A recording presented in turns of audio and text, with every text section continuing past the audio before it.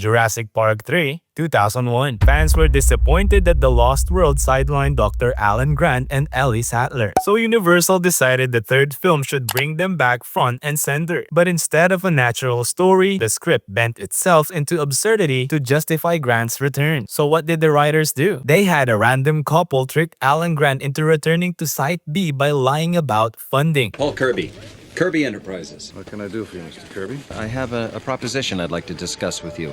Would you have dinner with my wife and me this evening? It'll be our treat. To find their missing son. It's one of the thinnest excuses for a sequel ever written. I've chartered an airplane to fly us over Isla Sorna, and we'd like you to be our guy. You're the best. Ellie Sattler, she appears for about 2 minutes in what feels like a cameo film during her lunch break. The film tried so hard to give fans the characters they missed that it ignored the one thing fans actually cared about: a good story. The result was the lowest grossing film in the trilogy and proof that character nostalgia alone can carry a franchise. Star Wars: The Rise of Skywalker, 2019. This one might be the most infamous example in modern cinema. The Last Jedi divided the fan base like no film ever had. Some fans praised it, others despised it with biblical fury. Lucasfilm panicked. Instead of standing by the creative choices, they hired J.J. Abrams to fix everything in Episode 9. And what we got was less a movie and more a giant apology letter. Palpatine was randomly resurrected. Rey was retconned into being his granddaughter. Weak. Like your parents. The only family you have here is me. Rose was sidelined beyond recognition, and the entire story felt like it was trying to surgically remove anything that upset the internet. Fans who hated The Last Jedi could smell the desperation. The Rise of Skywalker wasn't a film, it was damage control. And it proved one timeless truth: you can't write a story by committee, especially if the committee is Twitter. Batman Forever, 1995. After Batman Returns, mainstream audiences, especially parents, complained that the movie was too dark, too violent, and too weird. Tim Burton's gothic nightmare tone clashed with the toy-selling Happy Meal-friendly version Warner Brothers wanted. So WB listened to the complainers and made a drastic move: fire Burton, replace Keaton, and bring in Joel Schumacher to make Batman friendlier. If there's anybody watching this that, let's say, loved Batman Forever and went into Batman and Robin with great anticipation, if I disappointed them in any way, then I really want to apologize. What followed was neon lights, campy villains, cheesy jokes, and a complete tonal reset aimed at pleasing everyone who thought Burton's Batman was too scary. Financially, this strategy worked. Creatively, it derailed the franchise so badly that Batman and Robin, the sequel to the Stone Shift, became a legendary disaster that killed Batman movies for nearly a decade. Sometimes the fans aren't wrong, but they also don't know what they're asking for. We had to trust each person to do his job. That's what being partners is all about. Sometimes counting on someone else is the only way you win. Your head wasn't even on the job. All you could think about was Poison Ivy. Resident Evil Apocalypse, 2004. The first Resident Evil movie was a fun but loose adaptation. No game characters, no game storyline, just vibes actually. So fans were furious. Now for Apocalypse, the filmmakers tried to fix that by stuffing in fan favorite characters: Jill Valentine, Carlos Oliveira, and even Nemesis. Except they had one problem: the budget. Instead of badass live-action recreations, the characters looked like low-budget cosplay from a mall convention. Jill's outfit was accurate, sure, but Nemesis looked like a rubber Halloween prop that looked so cheap. Look at that big motherfucker, got a rocket launcher! And the worst sin? They made Nemesis lose a fist fight to Alice.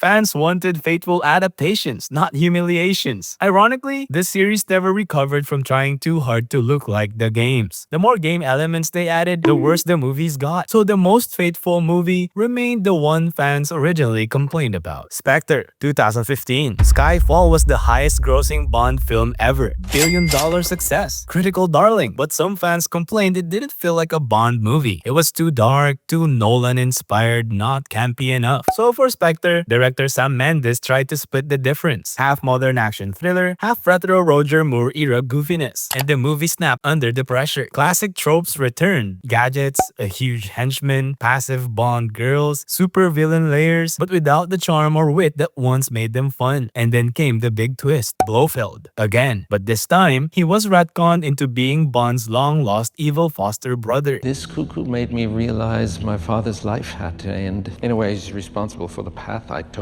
So thank you, cuckoo. Because fans wanted classic Bond mythology. Instead, they got melodrama with a bald cat shaved off. The movie wasn't awful. It just felt tired, pandering, and confused about what it wanted to be. A Bond movie for everyone ends up becoming a Bond movie for no one. Saw, the final chapter, 2010. For years, Saw fans debated one single theory. What happened to Dr. Gordon? Since he crawled out of the bathroom in the first movie, fans were convinced he'd return as Jigsaw's apprentice. It became the Saw fandom religion, but the franchise dragged the mystery out for 6 entire films until the hype reached impossible heights. By the time the final chapter arrived, the series was dying, the box office was crumbling, and Lionsgate finally caved. They revealed Dr. Gordon as the final apprentice, but it was too late. The twist wasn't shocking, it was predictable. So fans just they just shrugged. Worse, the filmmakers themselves overhyped it as a twist nobody will see coming, only for Kal-El to appear in the credits months earlier, essentially spoiling the entire ending. Fan pressure didn't just influence this twist, it suffocated the movie under the weight of expectations it could never meet. Justice League, 2017. Few fandoms are louder online than DC's. After Batman v Superman was shredded for being too dark, too grim, too moody, Warner Brothers panicked. Literally weeks before Justice League started filming, executives demanded rewrites, reshoots, and a total tonal overhaul. Enter Joss Whedon, brought in to inject Avengers-style humor and levity. The studio Frankensteined two opposing visions together. The result was one of the most notorious superhero disasters ever released. CGI jokes, uneven pacing, Cavill's mutated green screen mustache. Everything felt artificial. In trying to appease fans upset about BVS's darkness, Warner Brothers swung so far in the opposite direction that the movie lost its identity entirely. Only years later, with Zack Snyder's 4-hour cut, did fans finally get a version that actually made sense. But the theatrical cut remains the industry's finest example of what happens when the studio listens to all the wrong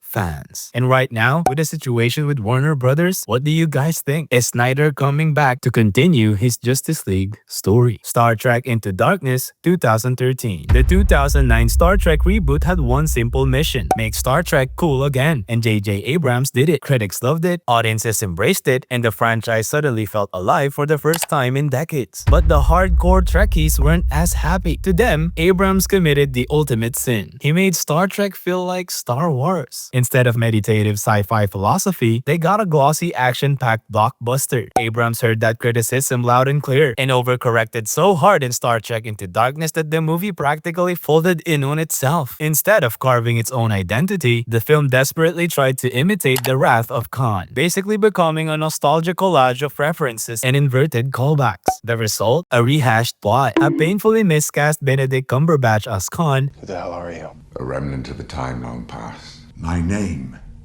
is Khan. Daddy, chill. And a third act that felt less like storytelling and more like a checklist of fan requests. Ironically, when Abrams stepped back and Star Trek Beyond returned to a more thoughtful tone, fans finally got the film they wanted, written by Simon Pegg, an actual lifelong Trekkie. But by then, the damage was done. That's 8 minutes. Thank you for watching. Like the video and don't forget to subscribe for more flops.